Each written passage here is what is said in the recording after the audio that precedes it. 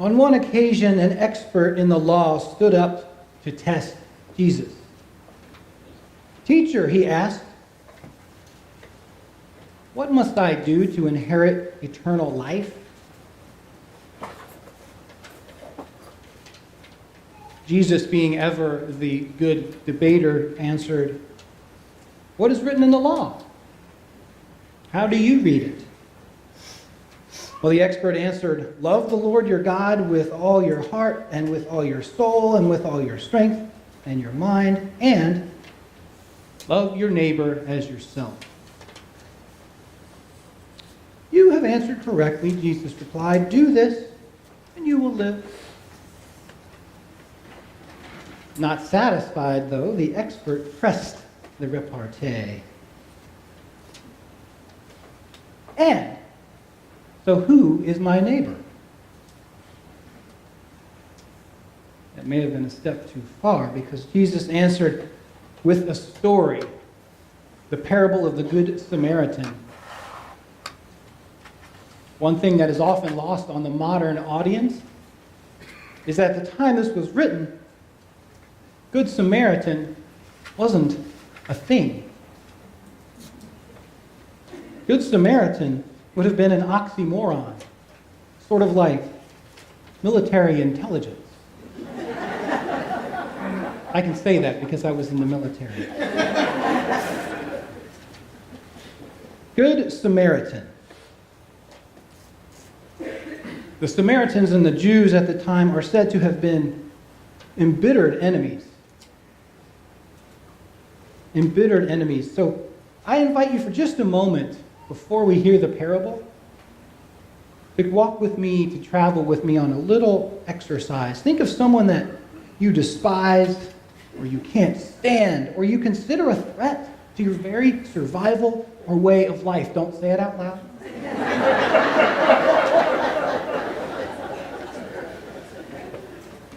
Now imagine that your power was out recently in the ice storm, or you'd slid off a scary snowy road, or some really frightening thing had happened to you. And then that person shows up with hot dinner and a backup generator, no questions asked. Or they stop and they call a tow truck for you and they wait until it arrives. They pay the bill and leave. What was that? That doesn't happen. We're sworn enemies. We are sworn enemies. Well, I'm learning. I am learning that Jesus was a smart guy. No matter what we think of him these days, he was a smart guy. And he loved what I like to refer to as a good mic drop moment. So when this legal expert challenged him to reveal the secret to eternal life, he challenges the expert's expertise right off the bat. Well, I don't know. What does your fancy Torah law tell you? Back and forth they go. The expert holds his ground until he asks them and says, yes, you're right. That is the secret to eternal life. Love your neighbor as yourself. The expert says, so who is my neighbor?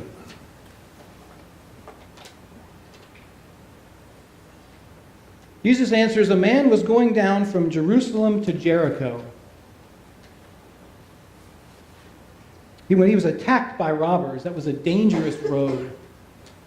It still is a risky, a twisty road, I'm told by people who have walked it. These people stripped him of his clothes. They tore his clothes from his body. They beat him, and they went away, leaving him half dead.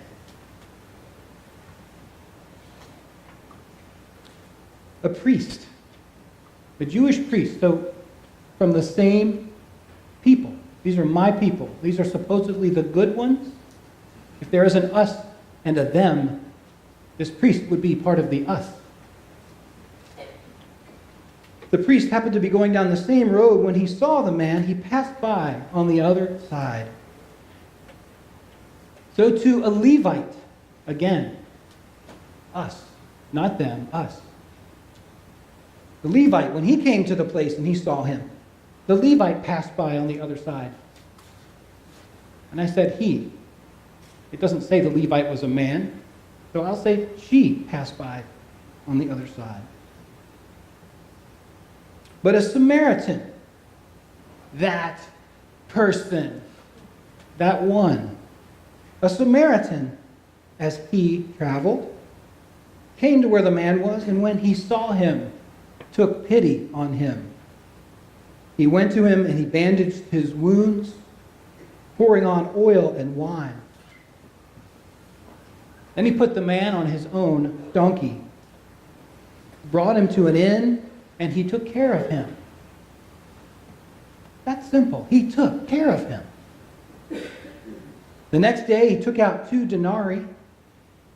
A denarius would have been a day's pay at the time.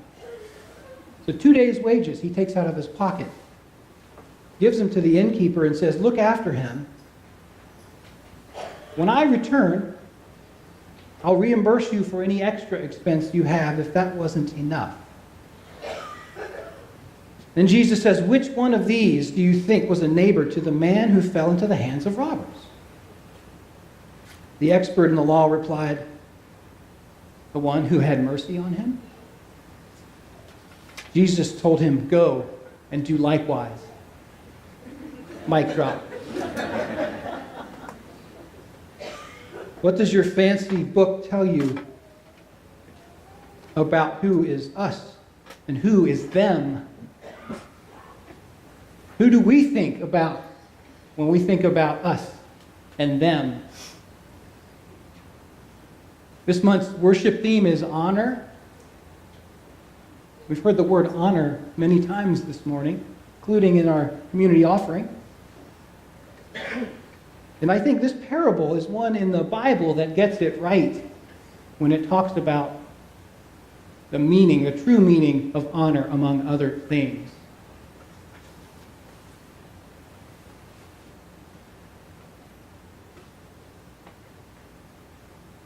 I bring you the words of Eusebius. May I be no one's enemy, and may I be the friend of that which is eternal and abides. May I wish for every person's happiness and envy none. May I never rejoice in the ill fortune of one who has wronged me.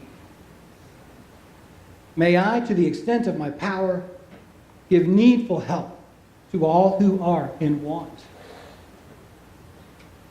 May I never fail a friend. May I respect myself. May I always keep tame that which rages within me. May I accustom myself to be gentle and never be angry with others because of circumstances. May I know good people and follow in their footsteps. Beloved community, this tradition, our tradition of Unitarian Universalism,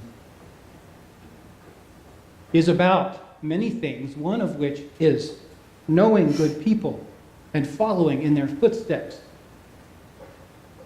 be they Christian, Jewish, Muslim, atheist, pagan, Buddhist, First Peoples, on and on and on. May I know good people and follow in their footsteps, and may I learn bits of wisdom, like this one from the parable of the Good Samaritan.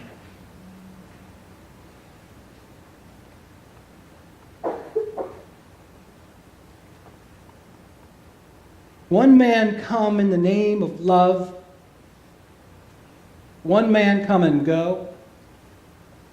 One man come he to justify. One man to overthrow. One is caught on a barbed wire fence. One man he resists. One man washed up on an empty beach. One man betrayed with a kiss.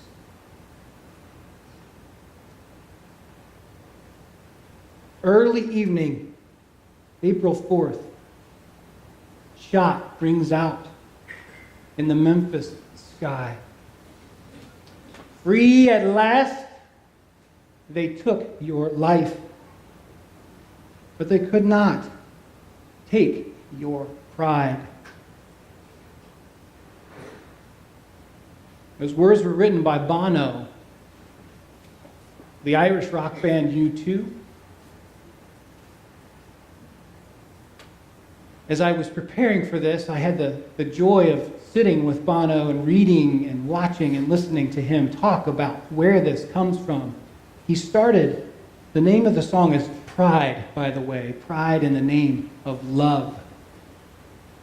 And while he started it as a protest song against the policies of Ronald Reagan and what he saw as the hypocrisy of this supposed strength that was being espoused at the time, that song at the time, it rang hollow to him until he saw a piece about Martin Luther King, Reverend Dr.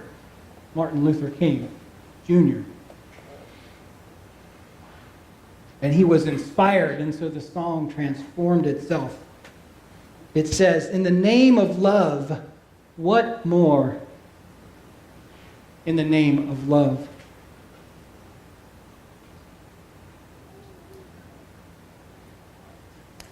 Bono has tapped into, I think, the essence of the parable of the Good Samaritan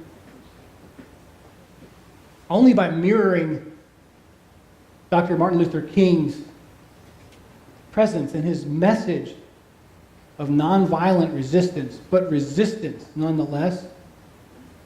He shined the light on the true path of honor that has been repeated again and again and again for us in the many, many different scriptures of our tradition.